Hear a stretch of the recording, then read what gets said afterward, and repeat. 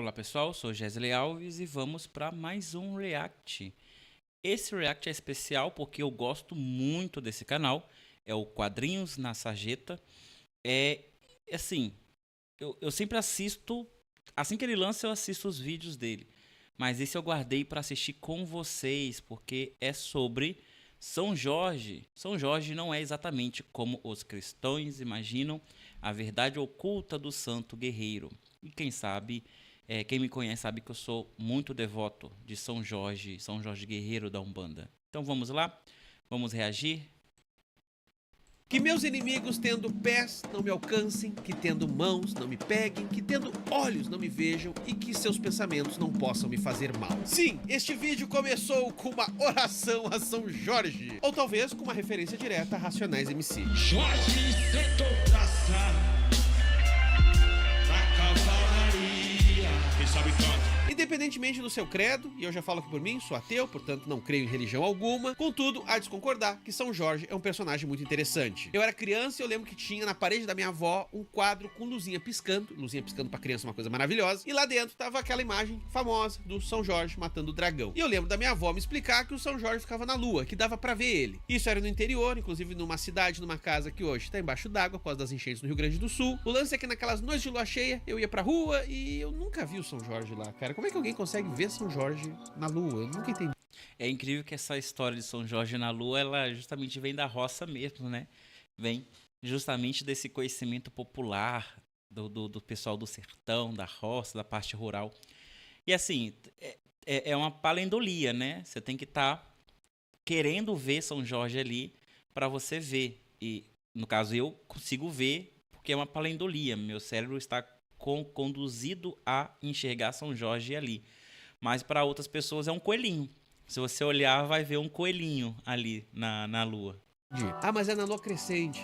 Menos ainda, não vejo. Então, apesar do São Jorge ser um tanto peralta, de se esconder, dizer que tá no lugar e não tá, é tipo aquele amigo que marca com você, mas nunca aparece, ainda assim, ele é um personagem muito bacana. E rendeu uma história em quadrinho made in Brasil. Um quadrinho que só poderia ser chamado de São Jorge, de Danilo Beirute, publicado originalmente em 2014. E essa Já vou procurar para comprar.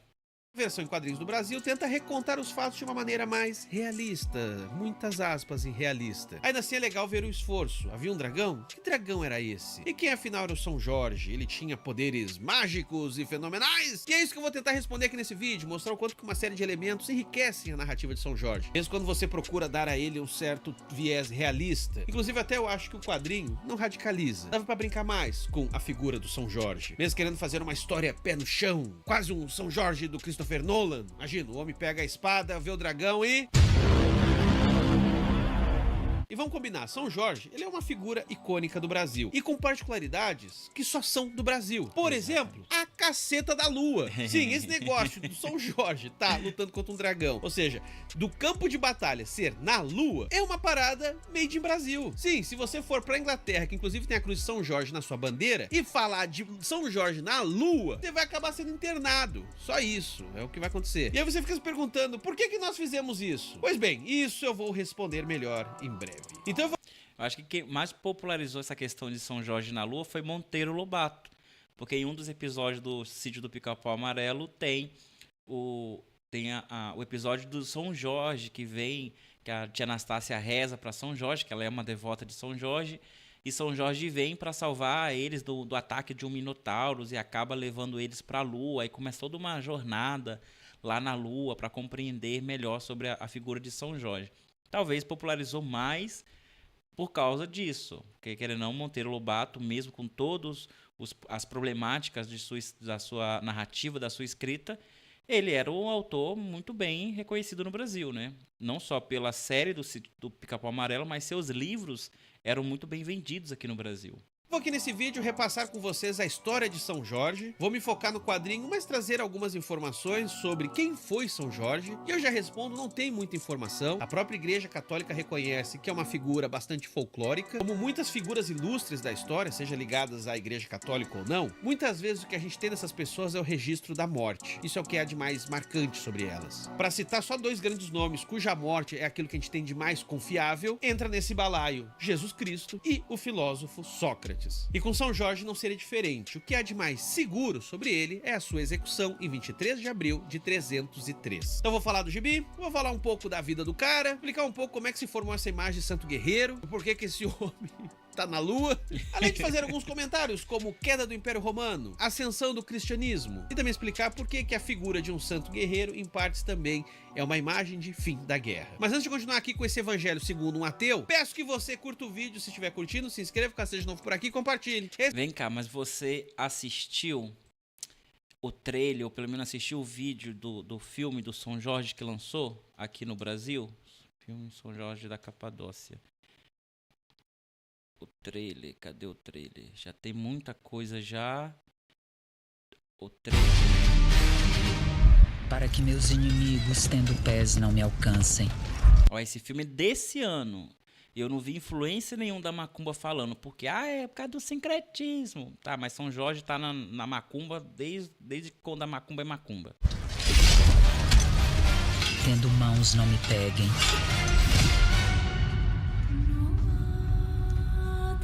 Filmaço brasileiro. Vocês podem ter sido escolhidos para lutar sob meu comando. Mas faço uma correção. Vão lutar ao meu lado. 5 batalhas em um mês. Sobrevivi em todas. A linha de frente. Quem obedecer e cultuar os deuses corretos não sofrerá. O destino daqueles que se opõem ao imperador neste momento não é o que eu desejo aos meus.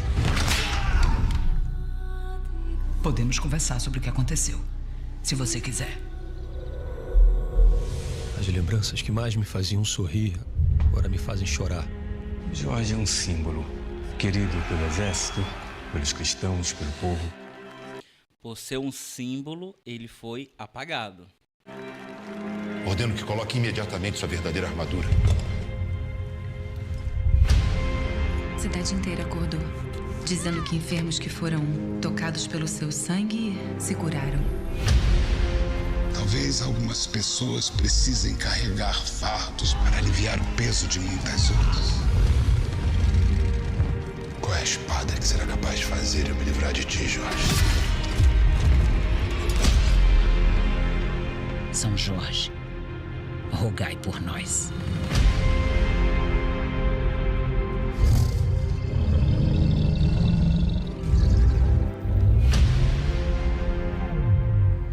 Se você não assistiu, vá assistir, porque incrível, o filme é incrível. Mas vamos voltar. Esse canal só existe graças aos seus apoiadores e tem recompensas bem legais, como lives aqui comigo, grupo de estudo, grupo no Telegram, sorteio de gibi e conteúdo exclusivo. Inclusive, nosso próximo conto do grupo de estudos vai ser sobre Homúnculos, mangá que é bastante conhecido, caso você não conheça. Eu quero ler esse, mas eu ainda não tive oportunidade. Então vou deixar o link na descrição do vídeo e no primeiro comentário fixado. Se é homúnculo, deve falar de alquimia, né? Gosto muito do tema. E considere ser membro aqui no YouTube por R$ 6,90 ao mês e ter acesso a Sarjeta Flix, um monte de vídeo exclusivo e também uma live para os membros a cada 15 dias, mais ou menos. Mas vamos embora. Vou deixar aqui na descrição o link para o vídeo completo e do canal, tá? Vai lá, se inscreva, o canal realmente é muito bom e aborda gibis, quadrinho, cultura popular, mangás, animes de uma forma muito didática, uma forma assim incrível, uma visão incrível. Primeiro vamos falar aqui da figura histórica. E como eu já disse pra vocês, pouco se sabe. A própria Igreja Católica reconhece que Jorge da Capadócia é uma figura que se consolidou a partir da tradição oral. É um personagem do folclore. E a sua existência é uma coisa muito, muito insegura. Mesmo a documentação sobre a execução de Jorge, que é o que a gente tem de mais firme, ainda assim merece dúvidas. Porque não são documentos da época. São lendas ou mesmo documentos apócrifos. Muitas vezes dados anexados ao que tinha na época da burocracia romana. Daí que sim, é possível pensar que Jorge talvez nunca tenha existido. Ou se existiu, pode ter sido muito, mas muito diferente do que a gente está imaginando. Talvez nem se chamasse Jorge, talvez se chamasse Washington, Cleidir, Pablo. Contudo, Renzo. Mas isso acontece porque o Jorge, ele foi uma figura anti-império. E a função do império é apagar os seus símbolos que são anti ele. Aqui no Brasil acontece isso o tempo todo, em qualquer outro local que vai ter alguém que vai lutar contra o sistema, vai ser apagado por esse sistema depois de morto. É normal. A gente pode falar até do próprio Zumbi dos Palmares. Ah, não tem nada sobre Zumbi dos Palmares. Claro, tudo foi apagado. porque ele era um símbolo de resistência contra a escravidão. Então, claro que vai ser apagada, a figura está lá, não pode ser esquecida, porque qual é a figura do zumbi? A figura que foi derrotada pelo colonizador. Mas a história que vai remeter a zumbi vem dos quilombos. O Império não vai contar essa história. O colonizador não vai contar essa história de como é que ele resistiu, como é que ele fundou um quilombo, como é que herdou um quilombo, ele fez esse quilombo crescer e tudo mais. É normal, acontece. Com Jorge não seria diferente. E com muitos outros santos da época não vai ser diferente. Inclusive o próprio São Sebastião, que é um santo canonizado, mas não tem história fixa dele. São vários contos populares, mas é canonizado.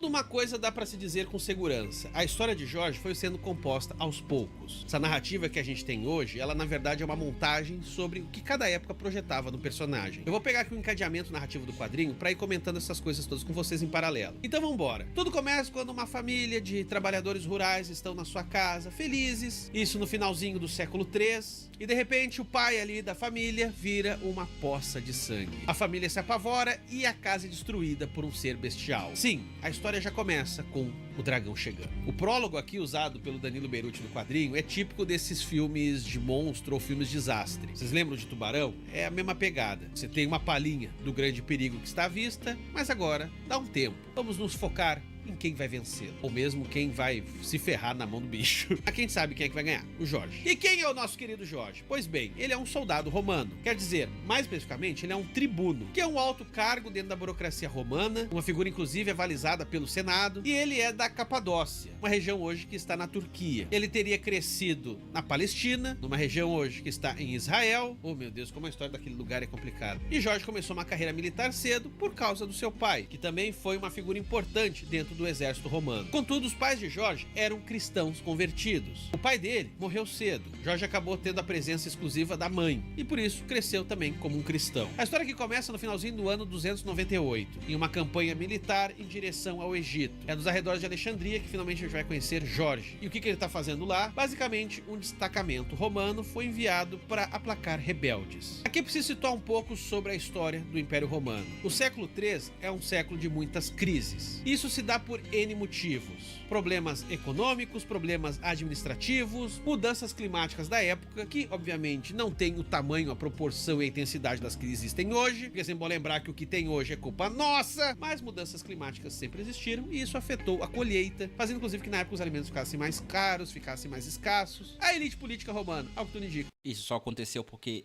o Império Romano colonizou o Egito, que o Egito era o grande fornecedor de alimentos para o Império Romano, com uma agrícola tão forte que era o suficiente para alimentar todo o Império Egípcio e ainda vender para o Império Romano. Mas depois que o Império Egito é colonizado pelos romanos, aí começa a perder-se essas tecnologias, essas prioridades, e o Império Romano passa por crises alimentares desde então.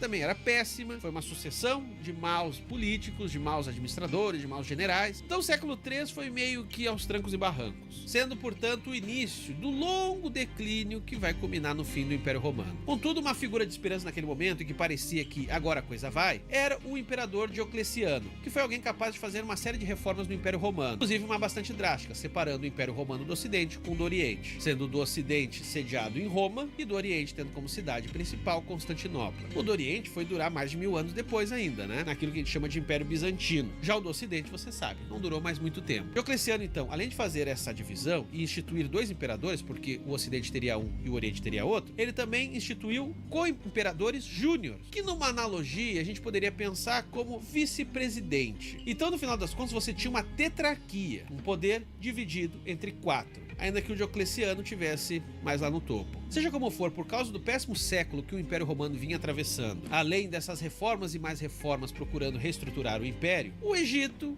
resolveu pular fora. O regente do Egito, Domitiano, junto com os soldados locais e com o povo, resolveu que não queria mais saber de Império Romano. E é óbvio que isso ia culminar em conflito. No final da... O Egito sempre resistiu, desde quando ele foi herdado pelo Ptolomaico.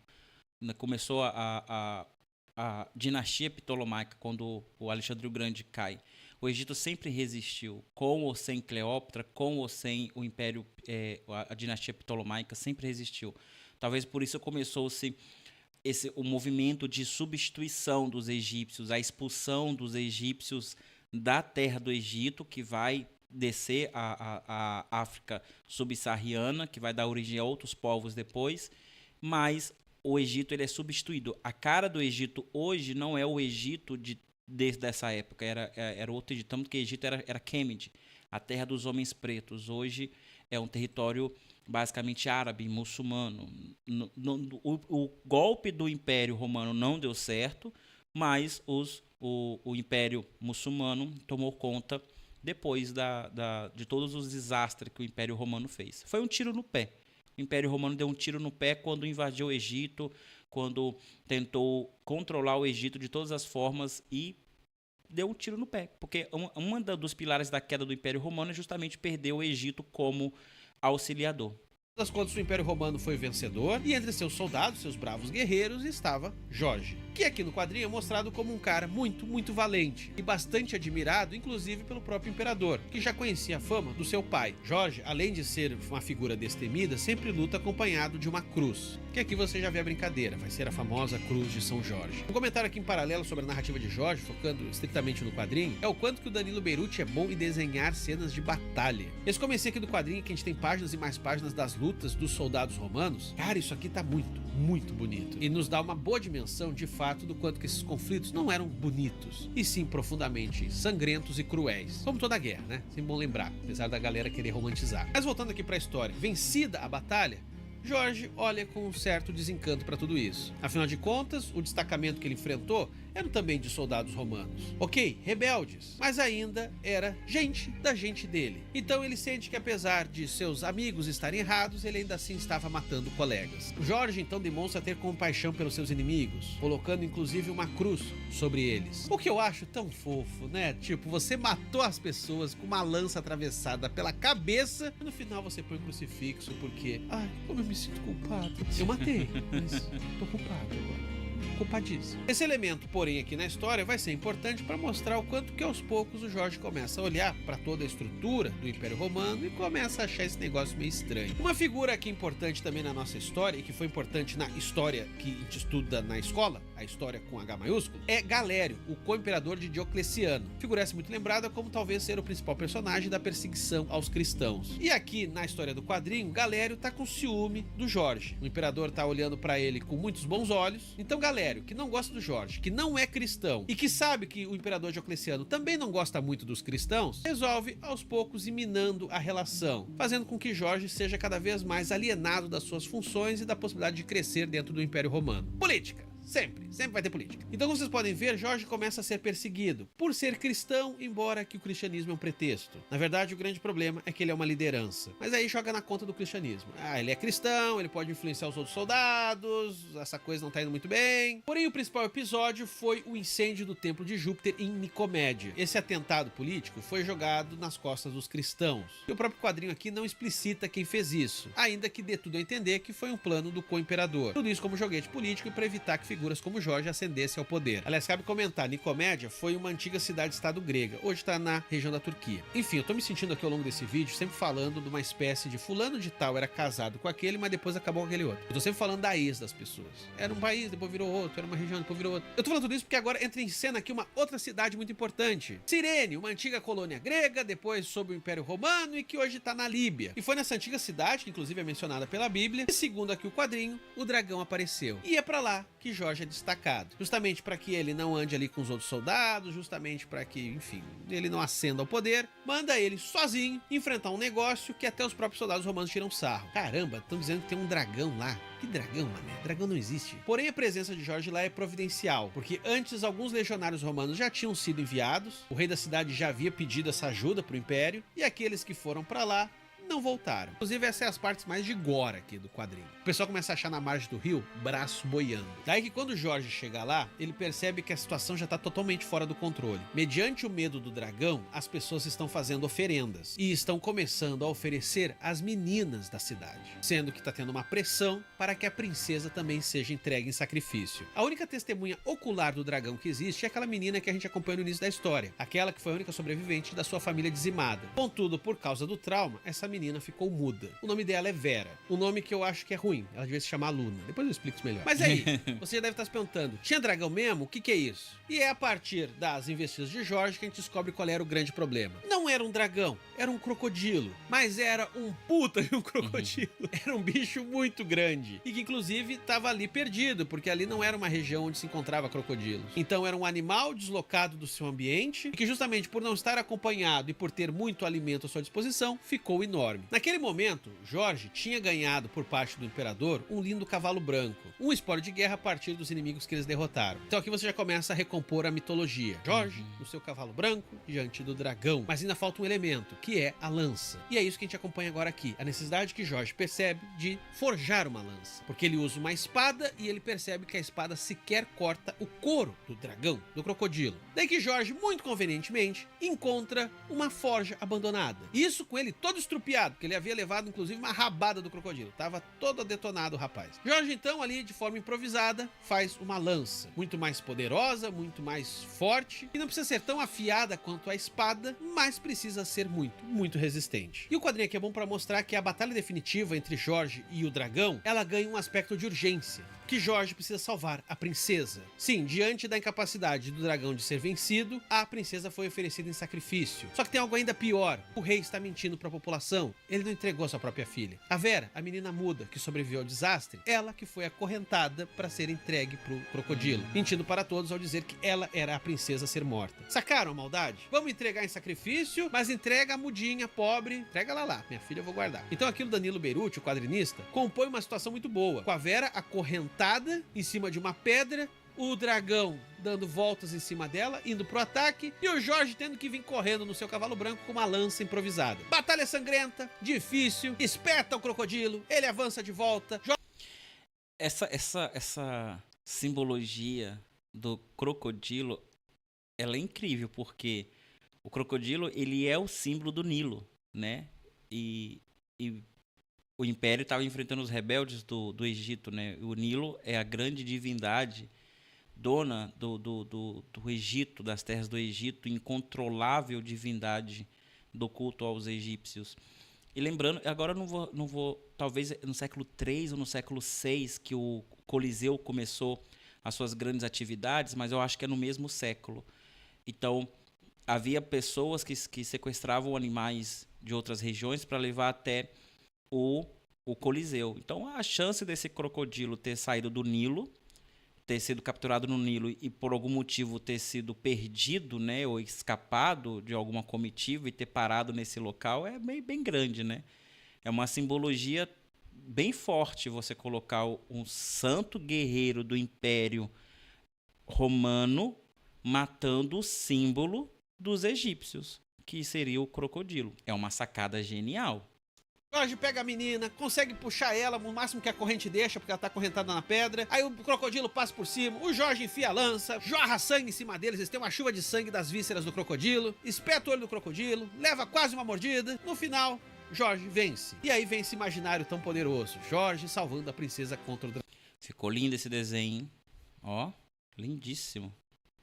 Aqui é preciso considerar uma coisa. Esses relatos aventurescos de São Jorge, eles são muito, mas muito anacrônicos. Porque assim, ó, gente, a história de um Jorge que era um mártir cristão, pois bem, isso surge lá já no século IV. Porém, a figura de São Jorge lutando contra um dragão, salvando uma princesa, isso já é imaginário medieval. Ou seja, a gente tá falando de coisas que foram criadas muitos e muitos séculos depois. E que tá muito mais vinculado às baladas medievais, às novelas de cavalaria, a figura de um herói aventureiro, quase que um cruzado, lutando contra uma besta fera demoníaca. Porque o imaginário do dragão é muito isso. Jorge, ao vencer o dragão, montado num cavalo branco, nada mais é do que a pureza lutando contra a corrupção, contra o demônio. Ainda assim, vamos combinar, gera uma história legal. Diante da situação em que Vera foi colocada, Jorge resolve adotá-la. Mas não dura muito. As mudanças na política romana por causa dos atentados fez a perseguição aos cristãos aumentar. E a tolerância que havia com soldados cristãos acabou. Para você se manter no exército, você teria que se desconverter. ser e prestar juramento a partir de oferenda e sacrifício aos deuses romanos. Jorge então não teve nem tempo de curtir ser chamado de herói. Ele matou o dragão, mas logo em seguida ele acaba sendo apreendido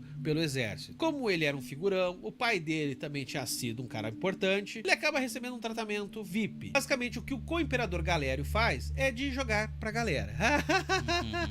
Ele diz pro Jorge o seguinte, ó, estão perseguindo cristão, eu sei que tu é cristão, mas tu é dos nossos, tu é meu amigo, faz de conta. Então vamos fazer o seguinte combinado, eu vou te dar uma grana, você aí vai curtir a sua aposentadoria, vai inclusive ter títulos, ter uma vida de nobre, e tu só precisa dizer que não é cristão, mas tu pode continuar rezando à vontade, tal, só diz que não é e tá bom. E aí vem essas histórias romantizadas dos mártires cristãos. Jorge olha pra tudo isso e diz, não, ele recusa o dinheiro e ele diz que não vai negar a sua fé. E aí a coisa só vai escalando. Jorge acaba sendo convocado para uma audiência diante do imperador Diocleciano, e lá mais uma vez ele acaba peitando o imperador, e isso acaba combinando com Jorge sendo preso e torturado por causa da sua fé. Na prisão, Jorge acaba tendo visões. E uma delas, que eu acho muito bacana aqui que o quadrinho traz, é o crocodilo com asinha, o que mais uma vez parece um dragão. Só que ao mesmo tempo a asinha é quase o imaginário infantil de algo que morreu. Reaparece a pessoa com asinhas, né? E tal, né? Tipo o anjinho da Turma da Mônica. Só que aqui é um crocodilo com asinha. Olha que fofo. E ele é uma figura ambígua. Eu tenho a impressão que a referência aqui é aquele ser não identificado que aparece no filme da Joana d'Arc de Luc Besson. E caso você nunca tenha visto o filme, vale muito a pena por causa desse personagem. Porque ele é a figura que aparece ali pro mártir e a gente nunca entende se é o diabo ou se é Deus.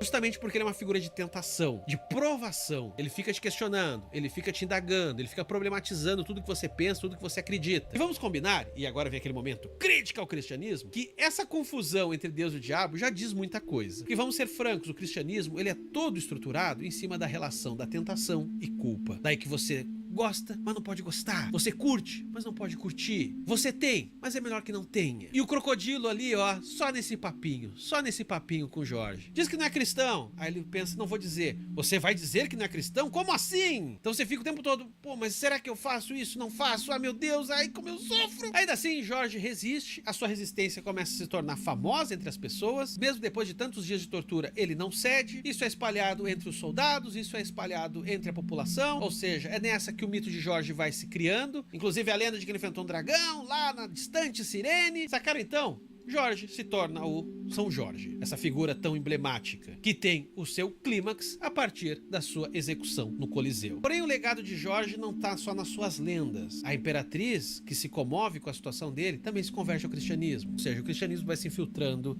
na elite romana. E a Vera, vocês lembram dela? Pois bem, ela se torna a primeira a construir templos em lembrança a Jorge. Ela que foi salva por ele, agora adulta, consegue se expressar, consegue falar. Inclusive se tornou uma guerreira, porque ela tem como inspiração um santo guerreiro. E aí termina com ela dizendo, Jorge me deu a voz. E o nome dela é Vera, ou seja, Jorge deu voz à verdade. Legalzinho, né? Achei meio piegas, mas tá. Eu comentei aqui que eu gostaria que ela se chamasse Luna, porque eu queria que tivesse uma referência à lua. Pelo simples fato de que, no final das contas, esse quadrinho aqui é sobre esse São Jorge do Brasil. Existem contornos, existem diferenças na maneira que se conta a história de Jorge em cada país. Justamente por ele ser uma figura lendária, cada local, cada cultura se apropria e reconstitui as suas próprias lendas. E aí você tá perguntando, tá, mas por que no Brasil tem esse negócio da lua? Por que isso aqui é tão importante? Porque o Brasil, galera, é uma bagunça maravilhosa. Isso é sincretismo religioso. A lua de Jorge tá muito mais associada com Ogum. Sim, saímos da mitologia cristã, vamos para a mitologia iorubá. Caso você não saiba, Ogum é o orixá da guerra, do ferro, da caça, e é uma figura protetora dos artesãos e ferreiros. Essa semelhança com Ogum é algo que aparece no quadrinho, ainda que ele não mencione. E vamos ser francos, eu acho isso muito, muito ruim. Porque se tem uma coisa que o Brasil faz é negar a influência das culturas africanas e indígenas na nossa forma de pensar. Mas ainda assim, isso aparece no quadrinho, somente na cena em que São Jorge tá lá forjando a lança. Ali, gente, pra mim, isso é muito forte. A gente não tá assistindo Jorge sendo inspirado por Deus para forjar uma lança. É Ogum.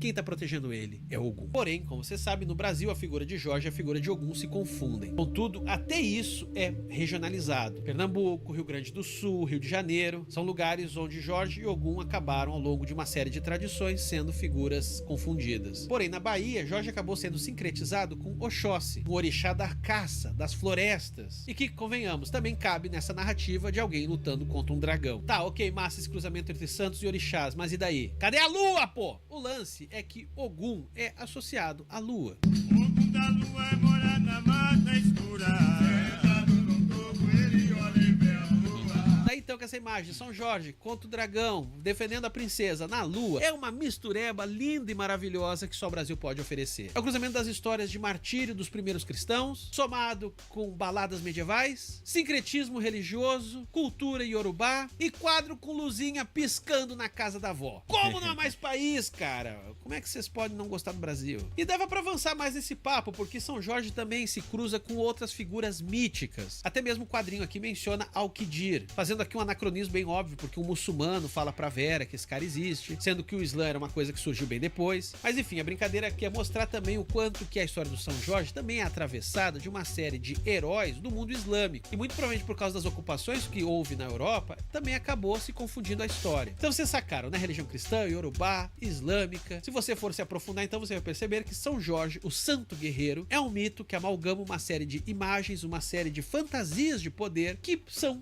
humanas e que cada religião vai encontrar uma forma de contar. Afinal de contas, quem não gostaria de ser visto como uma figura determinada, íntegra e valente, capaz de derrotar dragões e salvar princesas? Isso explica inclusive por que São Jorge é tão importante para o Brasil e sua prece foi inclusive tão apropriada principalmente pelas camadas mais pobres, encontrando nele uma figura de resiliência, de bravura perante inclusive as injustiças. São Jorge, o quadrinho, saiu no Brasil tanto pela editora Panini como pela editora Comic Zone. Você vai encontrar principalmente em sebos, mas aquela velha história. Se for pela Amazon, usa o nosso link aqui que ajuda bastante. Recomendem também que outras histórias eu posso falar aqui de santo, né?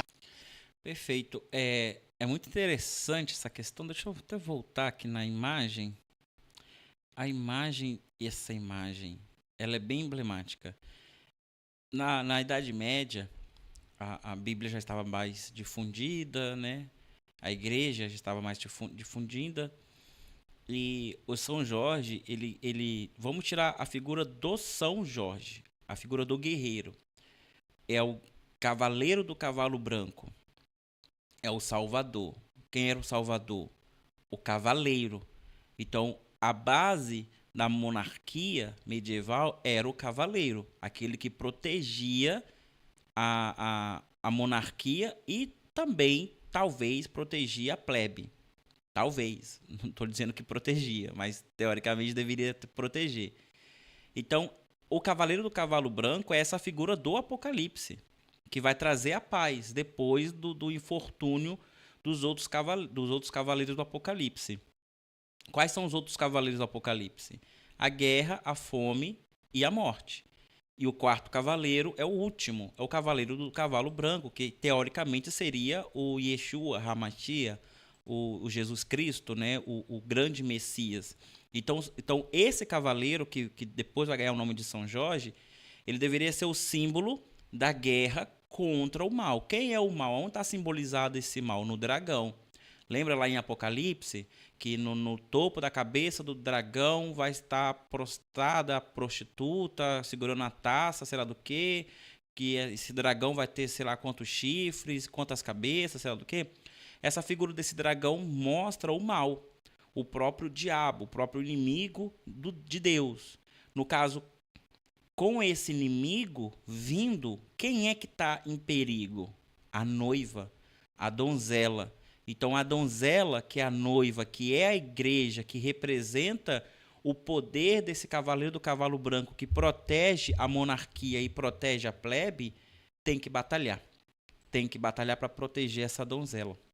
Então, se depositava a fé no cavaleiro do cavalo branco porque era um aspecto medieval da necessidade de acreditar na proteção que vinha do cavaleiro. Que, porventura, talvez algum desses cânticos, dessas cartas, assimilaram, né? Usaram do sincretismo novamente para trazer, olha, nós temos aqui uma história de um cavaleiro, de um guerreiro romano que tem esses aspectos aqui. E passou-se, então, a chamá-lo de São Jorge, ou de Jorge, e foi popular durante muito tempo. E a igreja, como sempre, ela tenta relutar de tudo que é popular, porque a população não pode entender que tem poder. Isso é um mecanismo não só do passado, mas do capitalismo atualmente. Se nós, como população, entendermos que nós temos poder para gerar modificações, então nós vamos nos unir para gerar modificações. Então a igreja sempre vai lutar contra tudo aquilo que a população, o popular tenta colocar como verdadeiro. Então, São Jorge muitas vezes não foi aceito como santo por causa que era um levantar popular. Outro santo também que sofre isso é Cosme e Damião. Cosme e Damião é santa só aqui no Brasil. Em pouquíssimos lugares do mundo você vai ver Cosme e Damião como santos canonizados como santos mesmo pela Igreja Católica, porque é um levantar popular. Então isso é muito complicado. A Nossa Senhora Aparecida aqui no Brasil só conseguiu ser não só santificada, mas também se tornar padroeira do Brasil por causa da monarquia, por causa da Dom Pedro I, II, a própria Princesa Isabel, que foram pessoas devotas de Nossa Senhora Aparecida e com influência na igreja também. E aí conseguiram colocar ela como padroeira do Brasil. Caso contrário, seria uma outra santa, seria uma Virgem Maria. Quem sabe a Virgem a Virgem da Conceição, que também era de alguns países aqui da diáspora, alguns países vizinhos, e também tinha outra santa, a Nossa Senhora dos Navegantes, que era uma santa muito popular no Brasil colônia. Mas não, foi a Nossa Senhora Aparecida justamente por causa da influência da monarquia. Se fosse uma coisa popular, provavelmente, somente popular, provavelmente não seria, não se tornaria. Caso contrário, olha hoje, modernamente, quanto tempo demorou para que o Cícero, o padre Cícero, se tornasse santo pela Igreja Católica? Eu acho que ainda está em processo. Eu acho que ele ainda nem é canonizado, mas eu acho que ainda está em processo. Então vem de toda essa ideia de guardar o poder para si, mas a simbologia estava ali, o tempo todo estava ali diante de nós, estava ali colocada, posta para nós. E eu vou nem entrar em consideração da questão de São Jorge ser o santo protetor da Casa de Orleans de Bragança, que é a casa da monarquia brasileira, do Império Brasileiro. Eu vou deixar aqui do lado um videozinho para você ir lá para o vídeo sobre Ogum Guerreiro de Umbanda, onde eu conto essa história, para você entender mais do sincretismo de Ogum com São Jorge e por que São Jorge é tão popular no Brasil, justamente por causa da Casa de Orleans de Bragança, a casa do Dom Pedro II, da Princesa Isabel e todos os outros, tá bom?